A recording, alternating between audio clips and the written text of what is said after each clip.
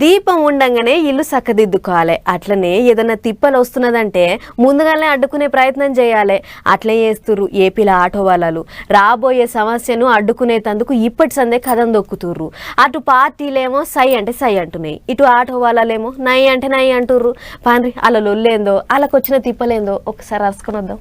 కర్ణాటక షే పార్టీ వాళ్ళని చూసి తెలంగాణ షే పార్టీ వాళ్ళు కాపీ కొట్టిర్రు. తెలంగాణ షే పార్టీ వాళ్ళని చూసి ఇప్పుడు ఆంధ్ర సైకిల్ పార్టీ వాళ్ళు కాపీ కొట్టనీకే తయారైతుర్రు. గదేనుల్లా ఆడోళ్ల కోసం సైకిల్ పార్టీ వాళ్ళు కూడా ఉచిత బస్సు పథకం పెడతామంటుర్రు కదా. ఇప్పుడు గీ ముచ్చటతోనే ఏపీల రచ్చ నడుస్తుంది. తెలంగాణలో పథకం పెట్టినాక లొల్లి షురువైంది గాని ఏపీలనైతే పథకం రాకముందుకే రచ్చకెక్కి రచ్చ రంబోలా చేస్తుర్రు ఆటో వాళ్ళు.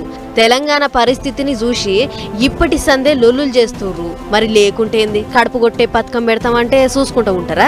అందుకే సైకిల్ పార్టీ వాళ్ళు పథకం గురించి చెప్పుడే ఆలస్యం లేచి గట్టిగానే కొట్లాడుతుర్రు. చిన్నగా నడుస్తలేవు లొల్లులు. ఉమ్మడి పశ్చిమ గోదావరి జిల్లాలనైతే రచ్చకెక్కి పొట్టు పొట్టు లడాయికి దిగిర్రు. భీమవరంలో ఆటోలు బంద్ పెట్టిర్రు. సైకిల్ పార్టీ మేనిఫెస్టోలకెళ్లి ఉచిత బస్సు పథకం తీసేయాలని సిటీలో పెద్ద ర్యాలీ తీసిర్రు.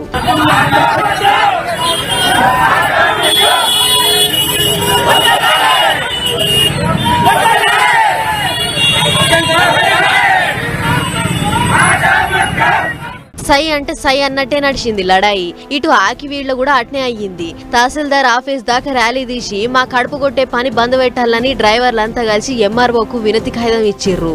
అన్నిటికీ మించి తెలంగాణల పరిస్థితిని చూసి బుగులు పడుతుర్రట ఆంధ్ర ఆటో అన్నలు. అందుకే ఏం చేసినా గీ ఓట్ల ముంగట్నే చేయాలి, ఇప్పుడు చేస్తేనే వెనకకు తగ్గుతారు అని గట్టిగా ఫిక్స్ అయి కొట్లాడుతుర్రు.